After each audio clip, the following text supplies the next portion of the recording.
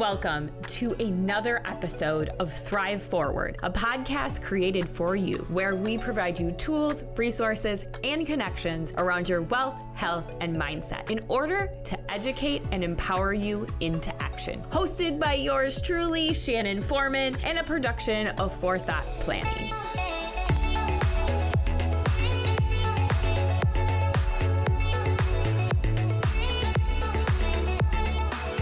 Well, Stephanie, thank you for joining the Thrive Forward podcast. I am beyond thrilled to have you. We connected earlier this year via a mutual friend and became like fast friends. Yeah. Midwest, Cali girl. We've had just like a great time connecting. So I'm so honored to share space with you today.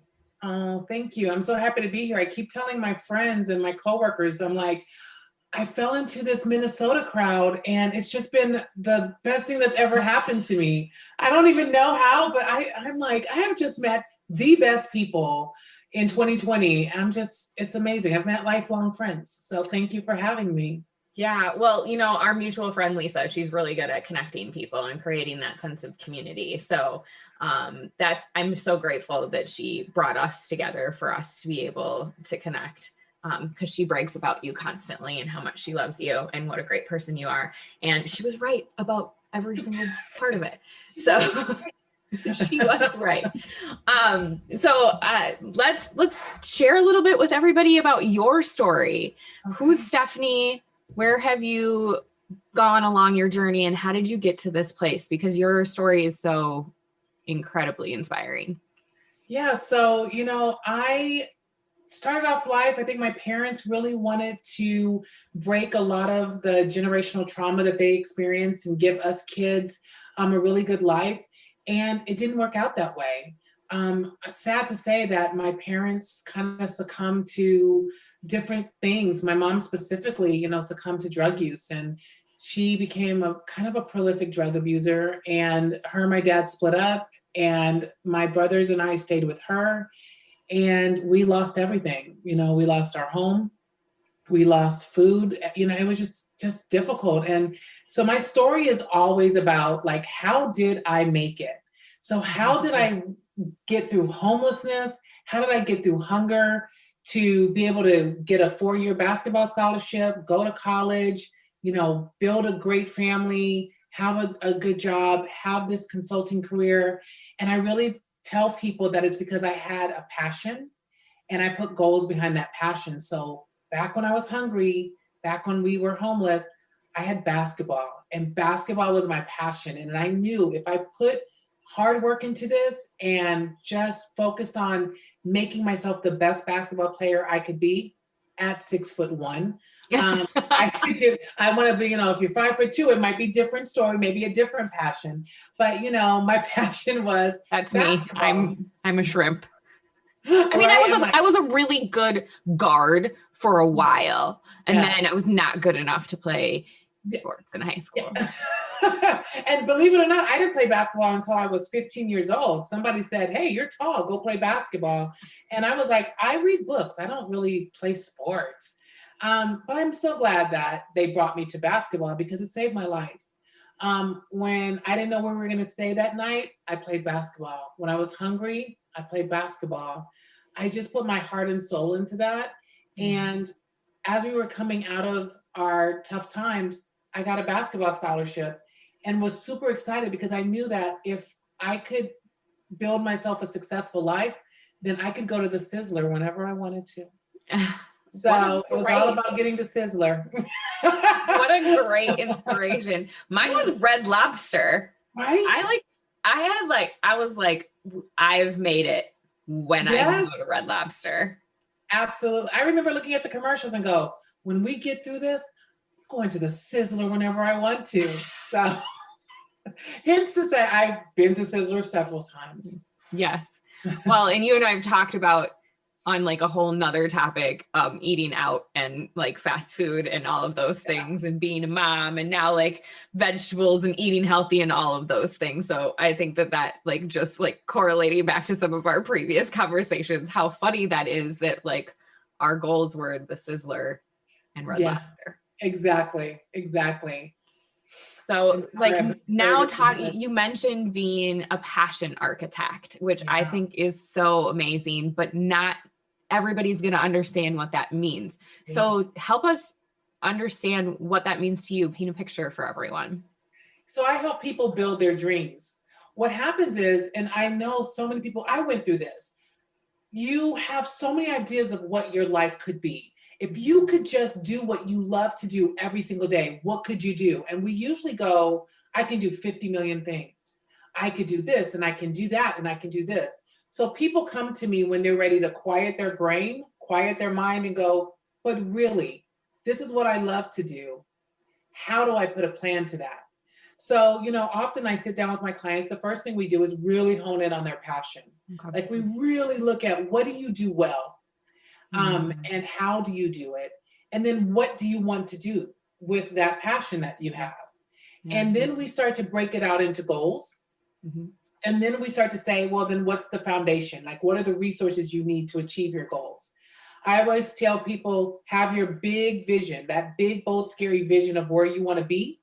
Take your passion and put it to work. So that's what I do.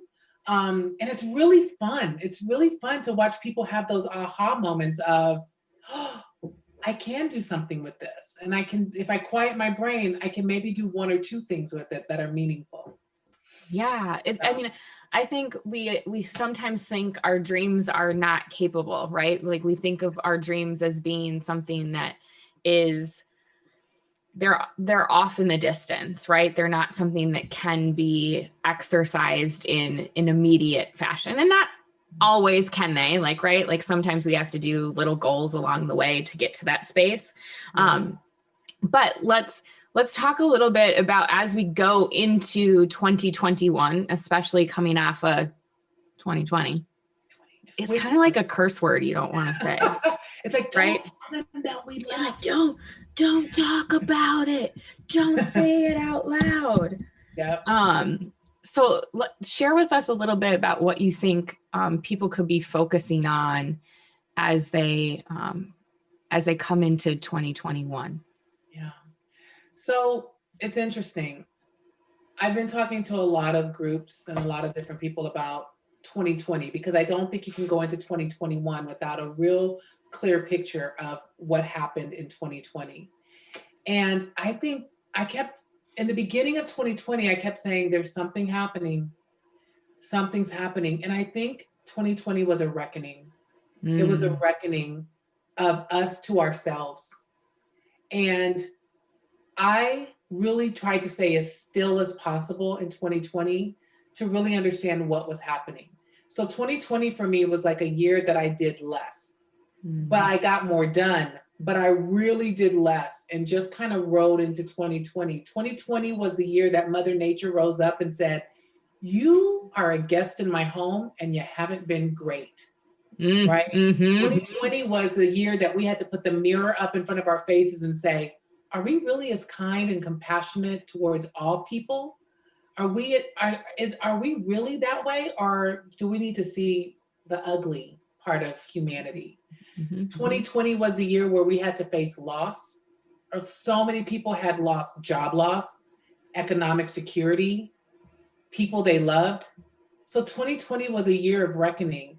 And what I tell people now is we made it. And so what does that tell you about yourself and how strong you are and what you can withstand and what you can live through? And so as you step into 2021, as we step into 2021, my lesson from 2020 is do less and really focus on what's important. Because if you focus on what's important, you'll get to where you want to get to. You'll get to where you're supposed to get to. So, 2021 for me is more like, gosh, that was a great lesson in 2020. I'm going to do more of that. So I can just take it as it comes. How did you teach yourself to do that as somebody who is a high achiever, somebody who has had a powerhouse career, who has overcome so much in your life? How did you teach yourself to slow down, because I think there are so many messages out there, you and I have talked about, where people are coming in and intruding and telling us like, hey, this is how you should do things. Or maybe you're now a parent at home and you have kids that you're teaching at home, like both of us are doing, unless you teach loosely in my household. No, not teaching. Direct. Loosely manage. Directing chaos is what's happening in the Foreman household. Absolutely. I'm just very thankful I have very smart children that catch on very easily. But, like there's a lot of messages about this is how you should do things. This is how you should be doing things, whether it comes with our dreams, our passions, our careers, our money, like all of these things. People are telling us that there's like this magic formula. How do you respond to that from an aspect of the magic formula and slowing down? Yeah, there is no magic formula. I wish I could say it was easy. Could you say that one more time for the people? Right? There is no magic formula. There is nothing that's easy. And even slowing down takes a lot of work.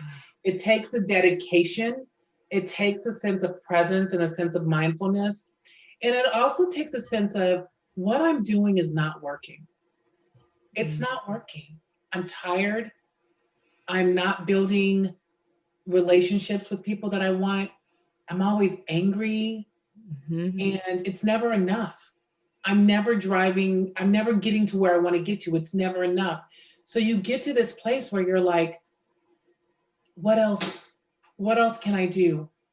How else might I do this? Because you just get tired of being tired and being worn down. I went to a retreat in October of 2019 and learned about our conditioned mindset, and it was life-changing for me. There's 3 states of our conditioned mind that get us to move forward, to spur us into action. And it is, there's not enough, something's broken, and I have to do something. And on that retreat, the woman that was running the workshop said, which one drives you to action? And I said, there's not enough. And Shannon, for me, I grew up in a house where there wasn't enough money, there wasn't enough safety, and there wasn't enough love. And that drove so much of my action as an adult. I wanted my kids to have enough money, have enough love, have enough safety, have everything they could. And when I woke up, my drive to have enough had imprisoned me. I was in a prison where if I lived my dreams, the risk was they wouldn't have the more than enough that I had created. So I boxed myself into action. And so that's when I said, I'm going to stop moving. Because all that forward action had gotten me more than enough and it wasn't working. So I just said, I'm going to pause. So what does that look like? It looks like when the world is coming at me, I say nothing and I just listen. And when they want action from me, I say, let me think about that and get back to you. And what I have found is there's been people that have said, well, we need it now. Okay, let me think about how to give that. Let me think about how to do that. And I'll get back to you. And if there's suspicion, and then you know what? Interestingly enough, 75% of the time I stop, I realize what they wanted me to do, it's not my job to do for them. I'm not the right resource for them. There's somebody else that they should go to that can help them better than I could.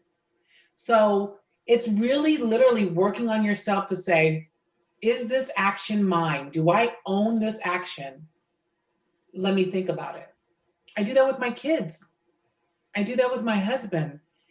And it has changed my life, just pausing. And so now it's helped me be very intentional. And I've actually released myself from a lot of negativity as well. So pausing, being intentional, staying away from negativity has really helped me do more by doing less. And we don't paint that picture that that's even possible, because I don't know about you, but prior to me trying, my year this year is to pause a lot more. Yeah. And so I've been I just decided like December was like, I don't need January 1. I'm like, December is going to be a pause moment for me, right? Love I don't that. operate in that new year, new me type of mentality. I'm like, when I know I need a Yeah. change. And I used to think that pausing meant that I was lazy. Yes. Yes. That's what the world tells us. If you're laying on the couch watching, trash TV or reading a trashy novel, not doing anything, you're not productive. What are you Mhm. doing? There's things to be done. Actually, Yeah. no. Restoring my body is the best thing I could do. Yeah. You And know? like, I think like, as long as you're not comparing yourself to the trashy TV that you're watching, right? Like, Absolutely. cause like I watch, Real Housewives of Orange There County. you go. Um, I watch Chopped, so my culinary skills are definitely not up to those guys. we watch a lot of baking shows and a lot of cooking shows, which has Yeah. also acquired my new wanting of trying new recipes. Yes. Yes. But like, I think when we start to, this is why I love the work that you do of digging down, because I do a lot of that just from a financial standpoint with my clients, right? Working at, okay, yeah, you want that goal of that dollar amount. And a lot of times when we think about goals, we assess numbers with them, right? What about the feelings behind those goals? So you want to get to that point, but what is the feeling behind it?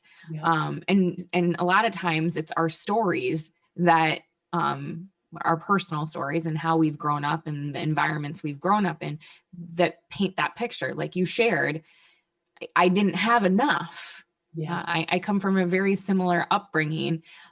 Sometimes I think you might be in my brain. Like so for those listening, the first time Stephanie and I had a conversation, I think it went 2.5 hours, and we It sure did. probably could have gone longer. Absolutely. So true. So Um, true. but like that, when you find somebody that like gets you in that space, right? Like that is definitely what I've realized more and more, is that I didn't have very much. So I've tried to overcompensate. And I had a rigorous career in a corporate environment, and I was doing very well for myself. I was making a lot of money and I was doing really well and I was performing great, and everybody, like, I was this star performer and I wasn't happy.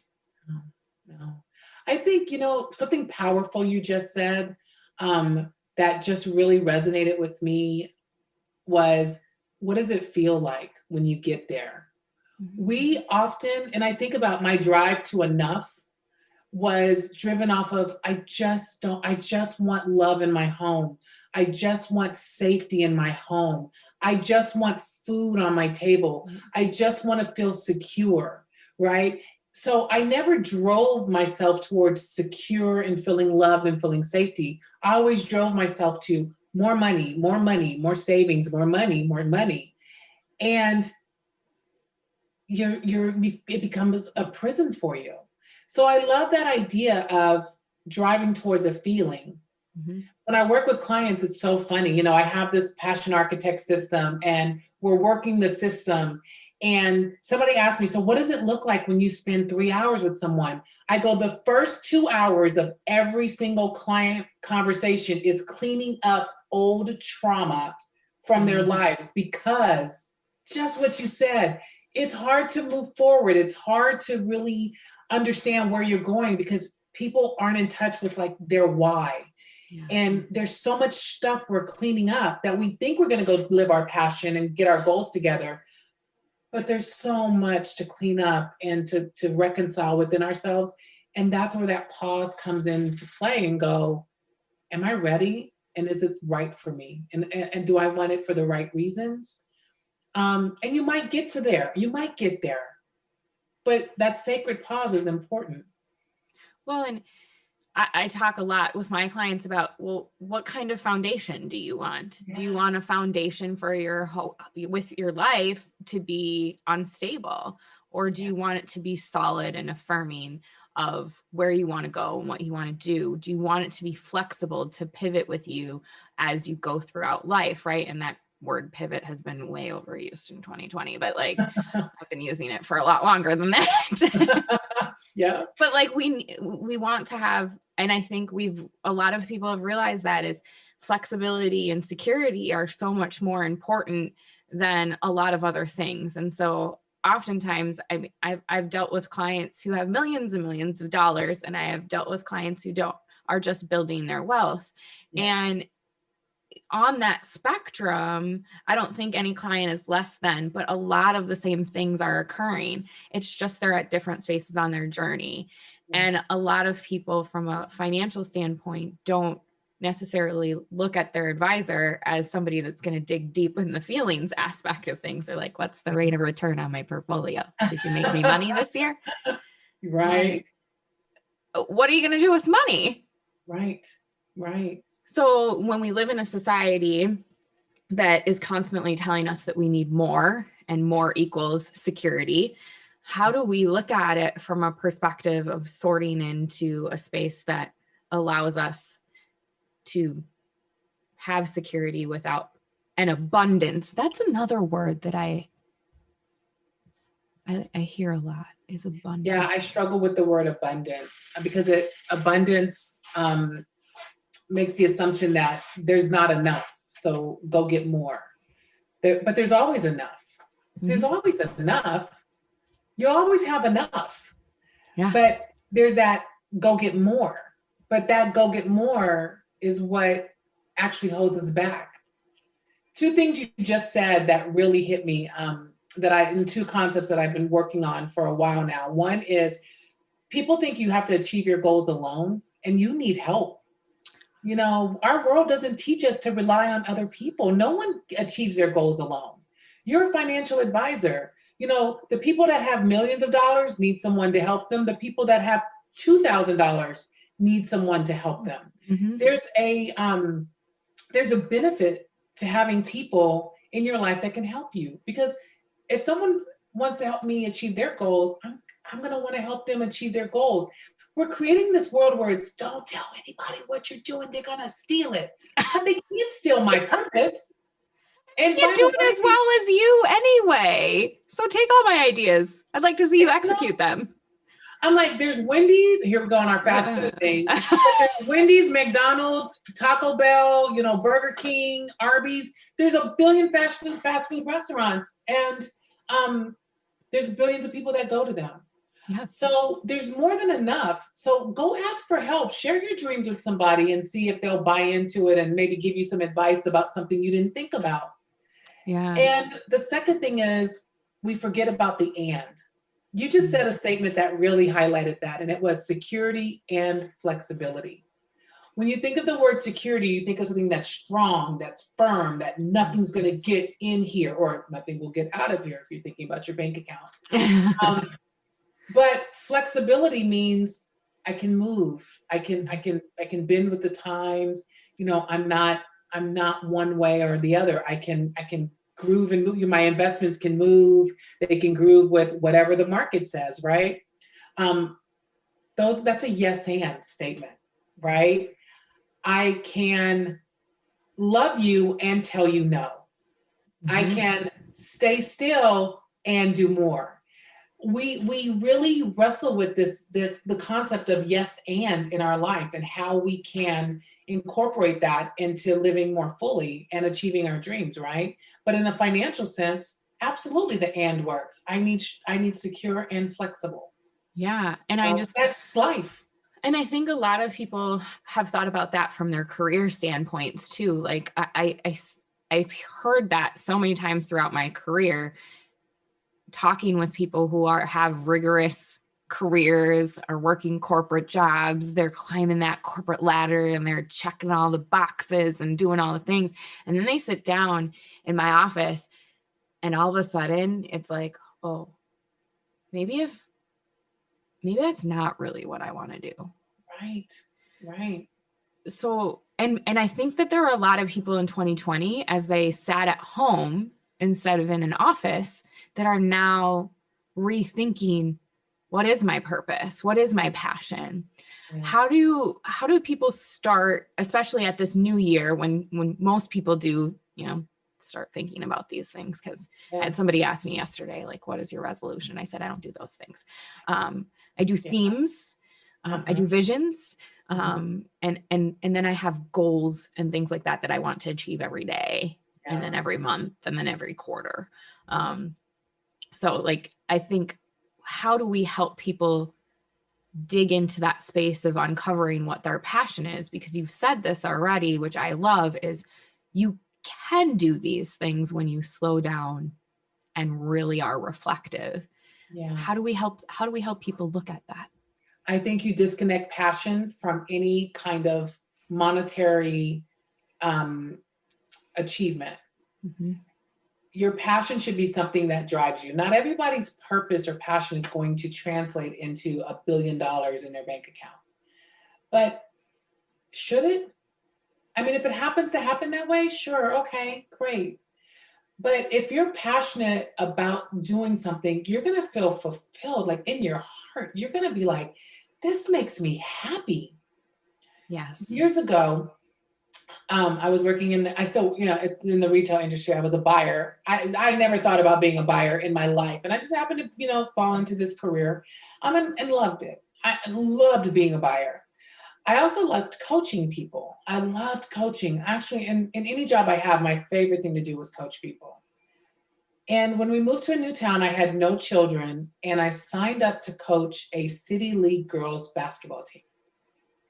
And I took on 2 teams. And I coached these girls for maybe different girls for the next 4 or 5 years. It was free. I often had to take time off work. It took hours. Mm-hmm. And I got to pour into these little girls' lives for, a couple hours a week, sharing my love of basketball with them. I might cry. And, Shannon, there was no monetary incentive for me to do this. And I am getting to see these women get married. They're now women. Mm-hmm. They're married. One is pregnant. She just told me. One went to West Point, and now she went to Stanford Medical, and now she's interning at a military hospital with an amazing career. They're teachers. I got to take my passion for coaching others and helping others build their dreams and pour it into these little girls. And it's going to last. I have relationships that'll last a lifetime. Yeah. Your passion may or may not be tied to, money. But boy, I'll tell you, every time I get an invitation, every time I get a text, every time I get a, hey, Coach Steph in my community, and a hug, pre-COVID. Yeah, what does that feel like anymore? What a gift. Yeah. What a gift I get to live my purpose and my passion.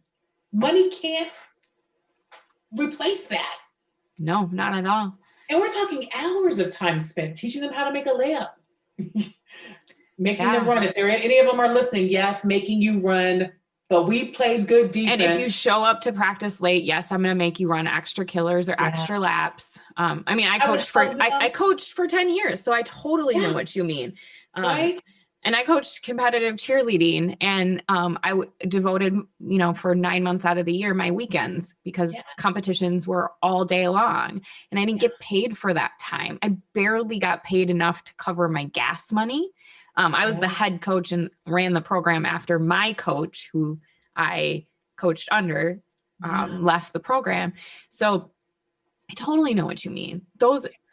And I watched virtually one of my cheerleaders who was on the first team that I ever coached, and then coached with me on my last team that I ever coached. Because all of the women I coached with were all women I coached, which was so cool to pass that along. But I watched one of them get married virtually on Facebook during COVID, because, we can't attend weddings.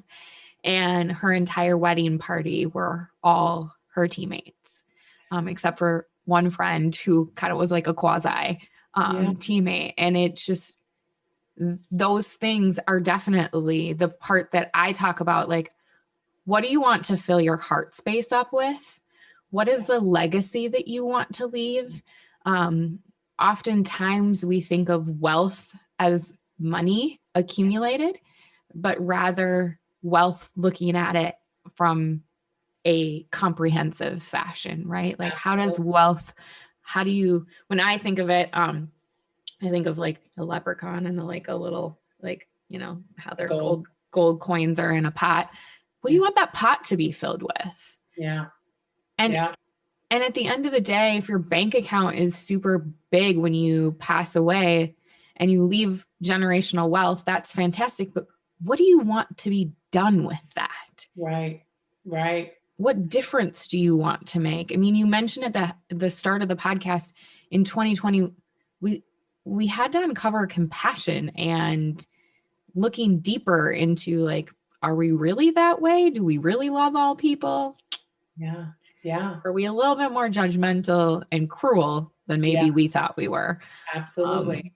Because this myth that we bought into that there's not enough, that, giving up power means giving up your livelihood or your safety. Sharing power means, giving up your safety. I have to give my slice of pizza to you because, we're sharing now. Yeah. Or, just if I give you money to eat, you're never going to want to work again. I don't know anyone that's like that. My mom, even in the midst of her, of her battles, like recovered, quit drugs cold turkey, got back to work and left, and had an amazing legacy that she left for my brothers and I. And, I loved her till her last moment. She was not interested in, like living off of anybody or taking from anyone. Right. She just had a tough time. Yeah. 2020 really got me back in touch with like how to give compassion and to really be connected to what's important, really. Like I just go back to those girls, one of them babysat my girls, and then the other thing, Shannon, that was such a gift to me was watching their mothers mother them. Because I was a daughter who didn't have a mother teaching me how to mother. Yeah.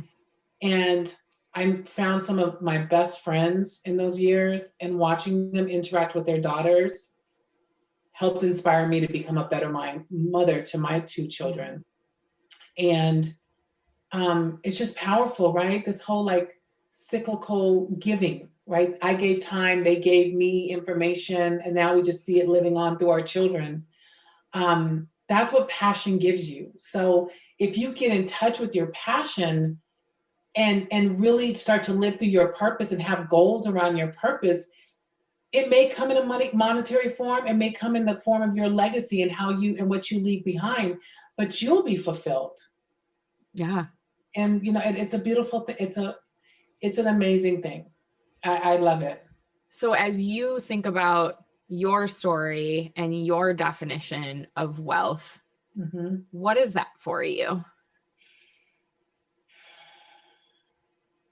It's going to sound cliche, but it's just love. I don't know. I know it sounds I wish I could come up with flowery words and be like, oh, it's this long word. But if anything that I've come out of 2020 and honestly, my childhood and everything else, it's just love.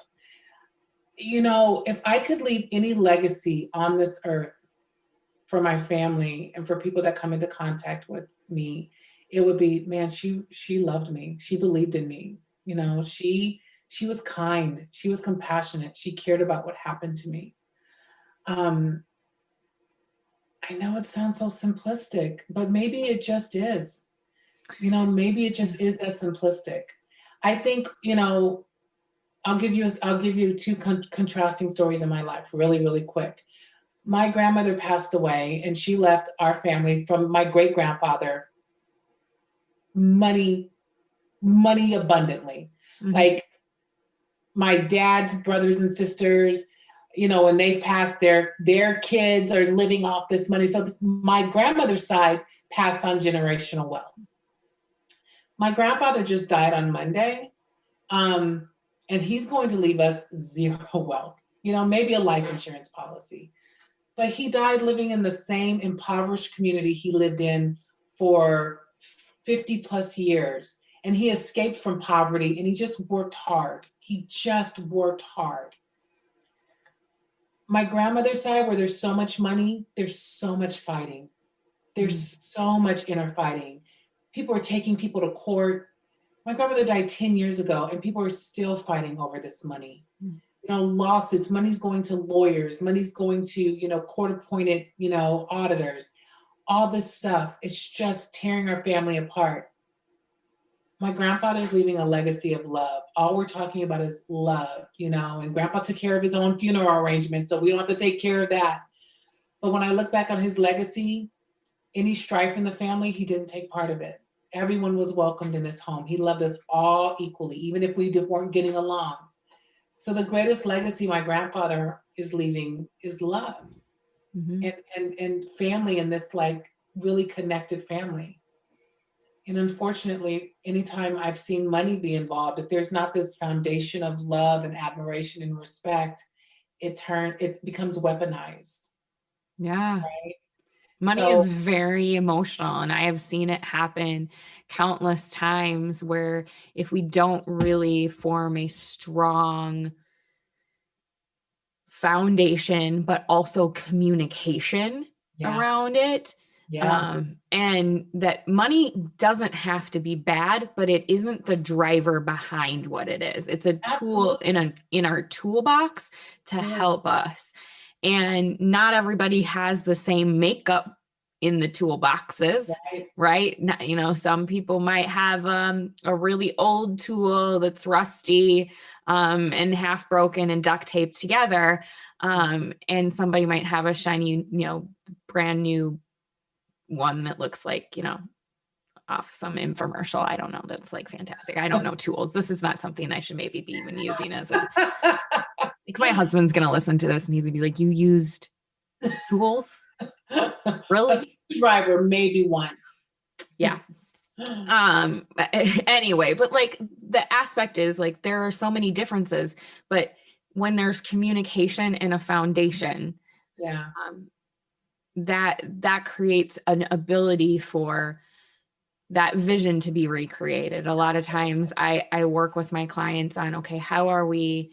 And sometimes they don't even know that this is what we're actually working on, right? Because a lot of times people are like, why are we writing a vision statement for my wealth? Yeah.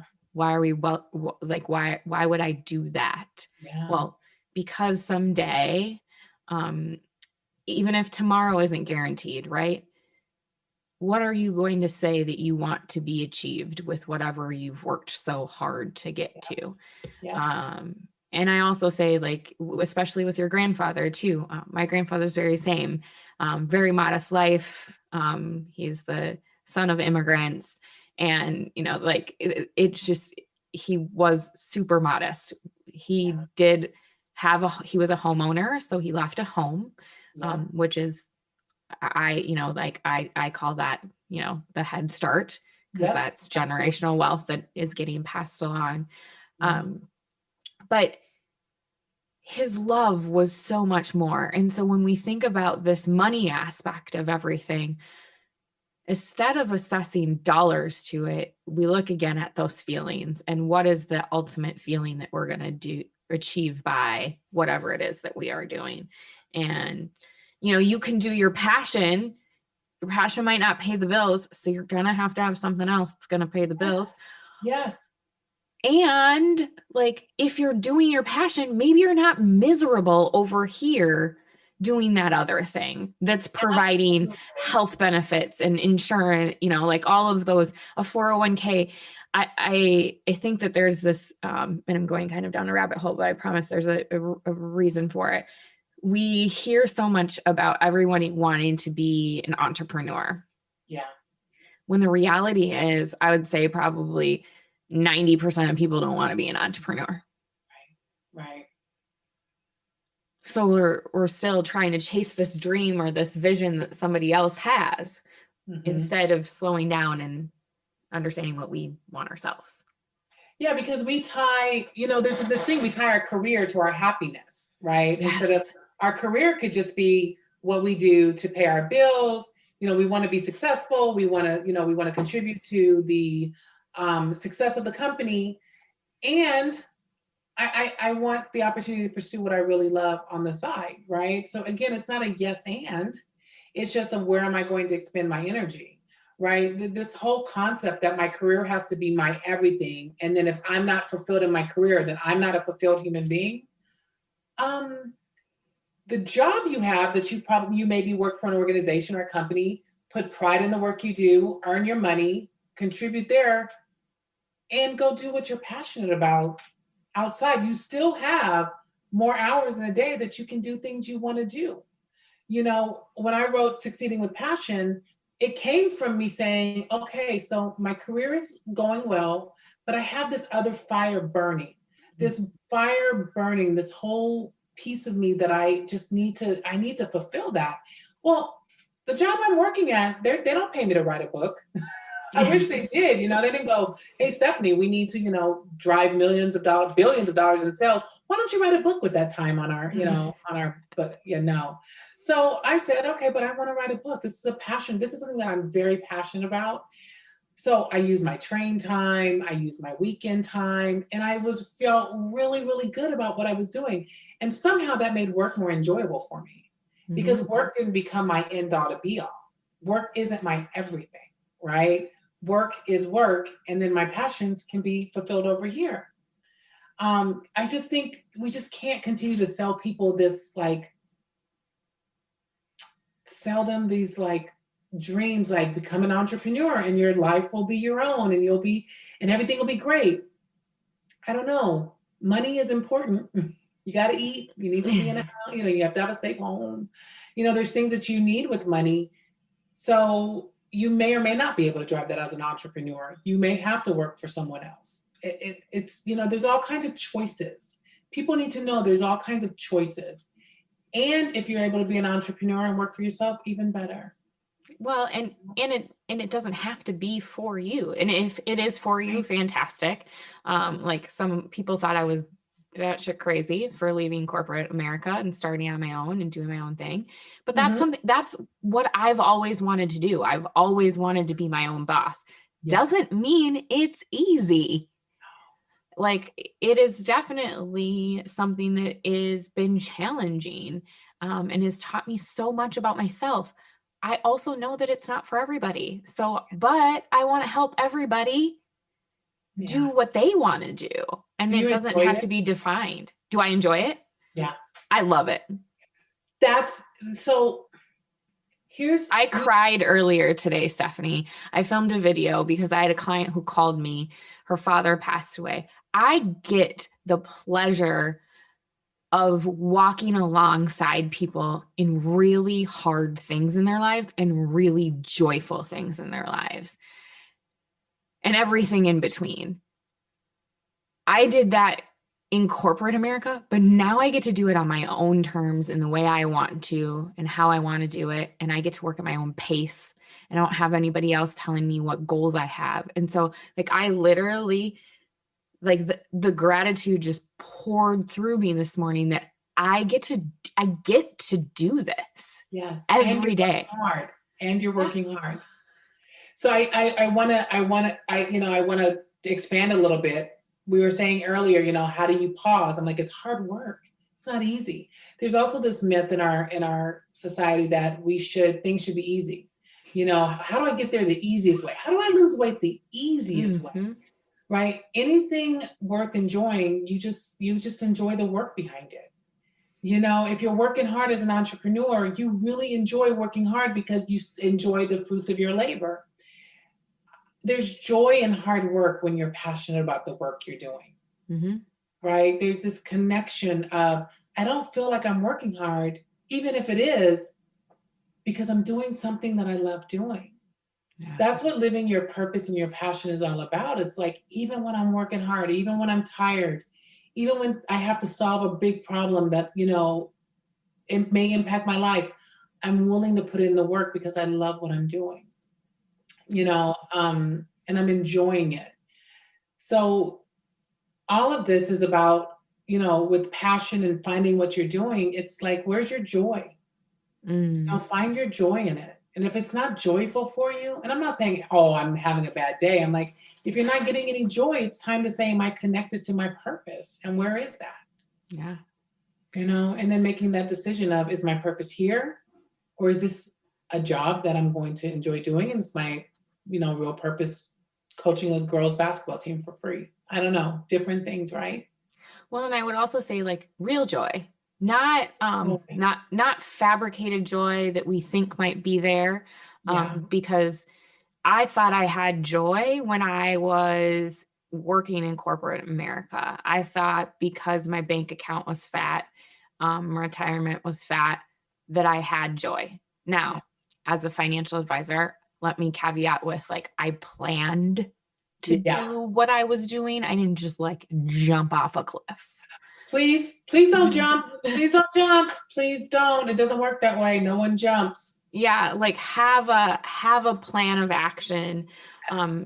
Understand like what you need, what you're willing to like sacrifice and give up to get to that level of joy. Don't Yeah. put a band-aid on it, like do the work. Yeah. A lot of times people like, how did you get here? Well, there were a lot of fetal position crying moments where people told me, like I had somebody tell me in my last year of working at corporate America that I didn't know what perseverance and resiliency was. And I literally like, I remember like sitting back in my chair and I was like, you don't know me then. Right. I must make things look easy or like you must like I have no idea where you're even remotely getting that aspect from, because clearly you don't know what I've been through in my life. Yeah. Yeah. So I think that joy has to come from a space where it's true joy and not something that you do because everybody else is doing it, or it's filtered pretty and it looks great. Yeah. But it really comes from like deep down within, and you've done the work to find out that's where you Yeah. really want to be. Sometimes joy is ugly. It doesn't always look pretty, but sometimes joy is ugly, and it's the feeling inside, right? It's the feeling you get inside where you go, if I could do anything else in the world, I'd do this again. I'd do this again in a heartbeat. And I think that's really where you flourish and where you can thrive. Yeah. So it's hard for me to tell people that. I always say 2020 was same storm, different boats. We were all in this global pandemic, social uprising, crazy Christmas, I can't see my family. We're all in it together, but we're all in the same boats. And that there were times that I felt guilty because I was like, wow, I'm feel like I'm living my best life in slow motion, and I love it. I was home with my husband, my kids, and just enjoying every minute of sharing and being present to those moments. So 2020, when I came out of it, as we came into 2021, I was like, that was good. That was good. We needed that. We needed. Yeah. Like not like people dying, and all of those things, but like if you're blessed to not have lost somebody and you're blessed to be in this space healthy, think about where like what did you gain from that? Yeah. Yeah. This last weekend I went sledding and skating with my kids, and I was that mom that was like going down the hill screaming like, hey, Yeah. Yeah. spinning around, snow in my face. And one of my girlfriends, we were there with our kids. And I said, get on the back of this sled. Yeah. Nice. Get on the back of this sled with me right now. We're going down this hill. Like we've earned it. Like we're gonna take it down this hill together. And we laughed, hysterically cried, like snow in our faces. Caveat, she is part of our like quarantine crew. So like don't at me for that. Our kids are going to daycare together. So anyway, like it was this element of joy that I allowed myself to feel. And sometimes we just pack it in so tight that we don't allow ourselves space to experience the actual joy. Yeah.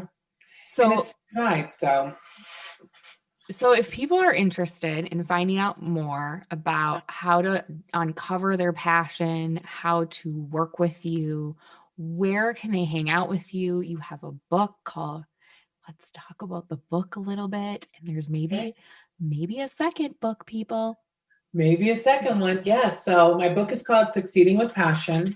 And you can go to my website, succeedingwithpassion.com, or you can email me at stephanie@succeedingwithpassion.com. I'm on social media under The Passion Architect. So love to meet new people, love to help people. So check me out, reach out to me. And yeah, I'm working on a new project that I actually was working on prior to 2020. But something in 2020 told me to stop. It's not ready. And, it's interesting. I've been an observer of people, and I've been an observer of people in the workplace and my clients. And what I really noticed was there's a lot of times where we meet the world carrying our own baggage and our own trauma that's what's the word I'm looking for, that we haven't really dealt with. This trauma that's passed from generation to generation, and we just carry this trauma inside of us. And this is how we greet the world. And we're not even aware of how we carry that trauma inside of us. So my next book is really going to be an exploration on that on a very personal level. I'm going to take people through the journey of my trauma and the trauma of my foremothers and how that impacted me and how I worked really hard to cleanse myself of that trauma. Both of my daughters are adopted. And I think it's been really important for me to make sure that they get into their adulthood without carrying my trauma with them. So that's the next book. And it's about how to free your trauma so you can live your best life.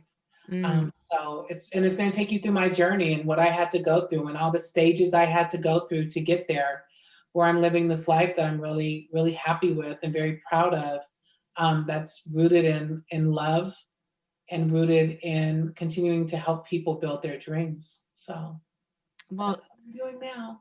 Stephanie, thank you so much. I would strongly encourage all of you listening out there to give my friend give her some love, follow her on social media, and buy the book.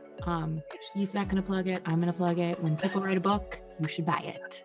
Thank you. And in fact, I think I ordered mine. I just have to double check because I like to have I have like a stack of friends' books here that I like to give to people for gifts. Yes. And why don't I have one easily ready myself? You had one before. I did. I have it right here. There you go. It's a hardcover and everything. Yes. So, well, thank you, Stephanie, so much for your wisdom and your love that you provided us today. Appreciate you. I appreciate you too. You were one of my biggest gifts from 2020. I do really, really appreciate you, Shannon. Thank you so much. Thank you.